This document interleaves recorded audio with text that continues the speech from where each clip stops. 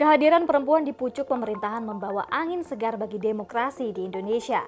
Inovasi, gebrakan, dan terobosan mereka tak kalah dari para pemimpin lelaki.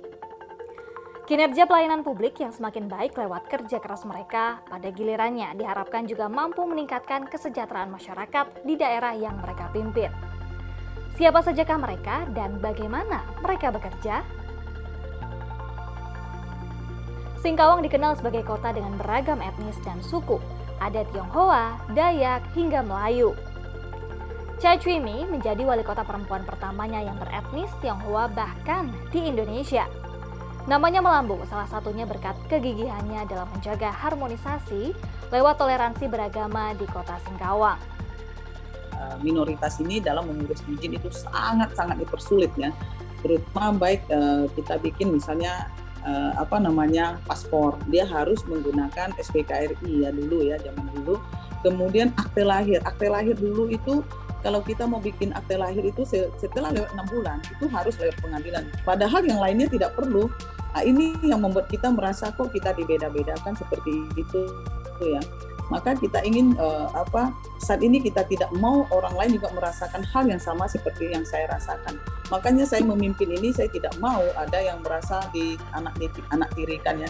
Kita ingin semua sama, karena kita kesulitan yang kita alami dulu itu akan mempengaruhi hal lainnya. Contoh, jika dia sulit membuat akte lahir, dia akan sulit masuk sekolah. Kalau sudah sulit masuk sekolah, kan akhirnya kan menjadi problem ya bagi orang tua. Kemudian untuk membuat akte nikah, jadi itu semua rentetannya ya. Perempuan 50 tahun ini pernah menjadi ketua DPRD Kota Singkawang sebelum akhirnya di tahun 2017 dipercaya memimpin kota 1000 kelenteng ini. Di tangannya, Singkawang menjadi salah satu kota inovatif dengan menginput 46 inovasi daerah pada tahun 2021 lalu dari Kementerian Dalam Negeri. Singkawang juga berturut-turut didapuk menjadi daerah dengan tingkat toleransi tertinggi di Indonesia berkat kebijakan-kebijakan dan program-program yang ia buat. Mulai dari menggelar acara-acara menyambut Hari Raya seluruh umat hingga upaya membangun gerbang Tidayu, Tiongkok, Dayak, dan Melayu sebagai simbol kerukunan antar umat beragama. Yang menjadi kesusahan adalah mengatur kita dengan anak-anak kita, keluarga kita ya. Karena tahu kalau menjadi kepala daerah tentu tidak ada namanya seperti kita bekerja. Masuk jam 7, pulang jam 5 itu tidak ada ya. Di kepala daerah itu tidak ada jamnya, tidak ada tanggal merah ya. Tanggal kita selalu hitam semua. Jadi mungkin tantangan terbesar adalah waktu. Ya, waktu untuk santai, waktu untuk keluarga itu agak susah. Dan kemudian kedua adalah tantangan kita adalah kita harus mampu meyakinkan kepada pendukung kita, kepada masyarakat kita mampu bekerja. Bagaimana meningkatkan kepercayaan kepada masyarakat kita bahwa kita perempuan kita mampu. Nah, itu yang saya mulai dari awal bagaimana menggenjot sehingga apa yang menjadi visi misi dan apa yang menjadi tujuan prioritas saya harus dibuktikan bahwa mampu melakukannya. Ya kadang kan orang sudah pandang rendah sekali kita bahwa kita perempuan agak sulit ya untuk melakukan kegiatan-kegiatan itu.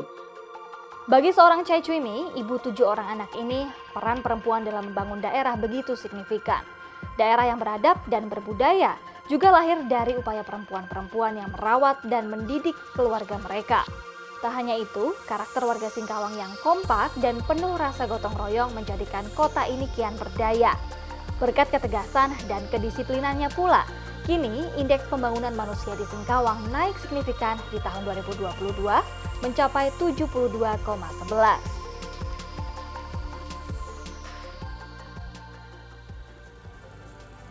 Kabupaten Tulang Bawang berada di wilayah Provinsi Lampung. Daerah dengan komoditas unggulan berupa sawit, karet, tebu, dan singkong ini dipimpin oleh seorang kepala daerah perempuan, Winarti namanya. Ia mengawali karir politiknya dari seorang sekretaris ranting, hingga akhirnya kini dipercaya masyarakat untuk memimpin Tulang Bawang sejak 2017 hingga 2022 mendatang. Dalam masa kepemimpinan Winarti, ia mengusung 25 program unggulan yang dirangkum dalam BMW atau bergerak melayani warga. Melalui BMW ini, Winarti berfokus kepada peningkatan pelayanan dasar untuk masyarakat Tulang Bawang dari berbagai sektor, mulai dari kesehatan, ekonomi, pemerintahan, pendidikan, pertanian, hingga sosial dan keagamaan. Ia pun menginisiasi pendirian Mall Pelayanan Publik untuk mendekatkan dan mempermudah masyarakat Tulang Bawang mengurus kepentingan administrasi kependudukan mereka. Mall Pelayanan Publik ini diresmikan pada November 2020 lalu langsung oleh mantan Menteri Pendayagunaan Aparatur Negara dan Reformasi Birokrasi Cahyokumolo. Seluruh pelayanan dalam mall ini pun digratiskan. 2018 awal saya datang ke Capil. Di Capil dulu ya, kantor di Capil ya, ada di daerah situ. Saya sidak, saya ini memberi motivasi kepada mereka. Lalu saya pamit, geser gitu. Jadi biasalah main-main gitu, main kerja, mau sidak lah. Kalau bahasa kerennya sidak, tapi saya nggak mau pakai sidak, saya jalan-jalan gitu aja ya, rame gitu. Saya kayak ada yang aneh. Saya putar balik Pak Dedi ya saat itu.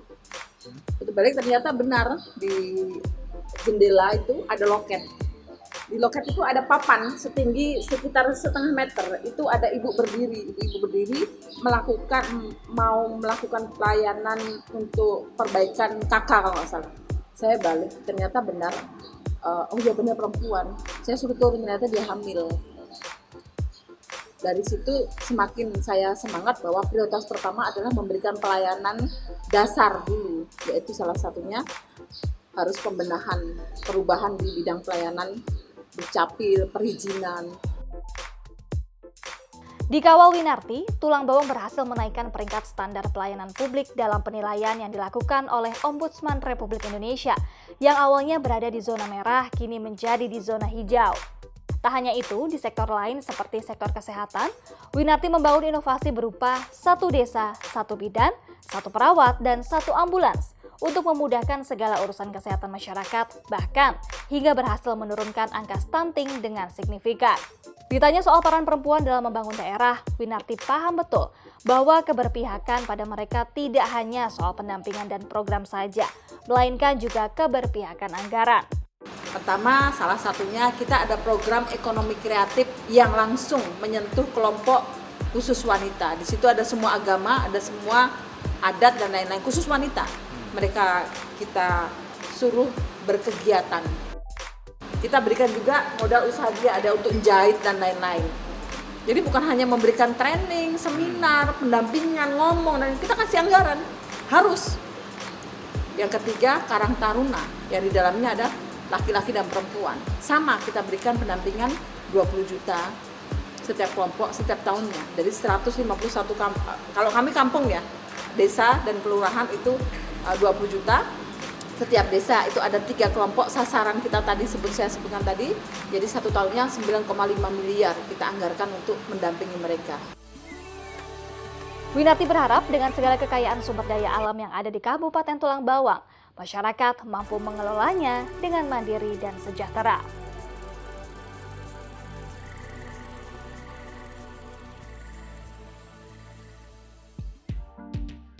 Seperti 2 kepala daerah sebelumnya, Bupati Purwakarta Ane Ratna Mustika juga menjadi kepala daerah perempuan pertama di wilayahnya. Berawal dari ajang Mojang Jajaka Purwakarta, kini Ane yang akrab disapa Ambu ini berhasil memimpin daerahnya hingga memperoleh berbagai penghargaan. Misalnya saja, Anugerah Manggala Karya Kencana yang merupakan penghargaan tertinggi dari Badan Kependudukan Keluarga Berencana Nasional yang baru saja ia peroleh pada Juli 2022 lalu. Ane berhasil menekan angka laju pertumbuhan penduduk hingga mencapai di bawah 1%, tepatnya 0,9% pada tahun 2021 lalu. Ane mencanangkan program keluarga berencana ini dengan sistem jemput bola. Kita adakan MOU dengan perusahaan gitu ya. Yang perusahaan itu ternyata banyak pasangan usia subur yang sudah menikah dan ingin juga terlayani dengan KB gratis dari program kita.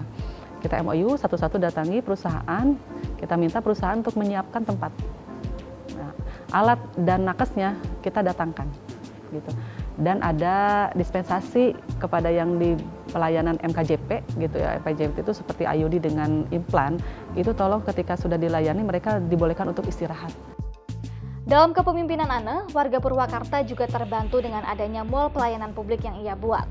Mall ini menjadi MPP dengan bangunan tersendiri pertama di Jawa Barat yang melaksanakan 172 jenis pelayanan dalam satu tempat. Tak hanya itu, Ana pun menginisiasi program MEPD Pasukan Caati atau Metrologi Pelayanan Desa Cek Ukuran Akurasi Timbangan yang menyasar peningkatan perlindungan terhadap hak konsumen. Untuk mengawalnya, dibuatlah pasukan yang selalu siap memastikan berjalannya program ini dengan lancar. Pasukan yang didominasi ibu-ibu ini bertugas meminimalisir kerugian konsumen dengan cara menekan kecurangan timbangan melalui edukasi kepada para pedagang. Alhamdulillah sejalan dengan itu, hari ini mereka setiap hari menyebar di seluruh pasar, di tempat-tempat pasar gitu kan, kemudian melakukan pelayanan tera dan tera ulang, kemudian juga kegiatan banyak lah gitu ya kegiatannya, dan mereka hadir di tempat-tempat ada transaksi perdagangan masyarakat. Intinya adalah bahwa mereka hadir untuk masyarakat, menjamin masyarakat sebagai konsumen itu bisa terjamin gitu ya, di kaitan dengan pelindungan konsumen lah. Meski sosoknya tak bisa lepas dari nama sang suami, Dedi Mulyadi, dan pamannya yakni Bunyamin Dudi yang keduanya juga merupakan mantan Bupati Purwakarta. Namun Ana selalu berhasil menunjukkan kerja kerasnya dalam memimpin Purwakarta. Ana akan terus berbuat bagi kabupatennya tercinta hingga akhir masa jabatannya di 2023 mendatang.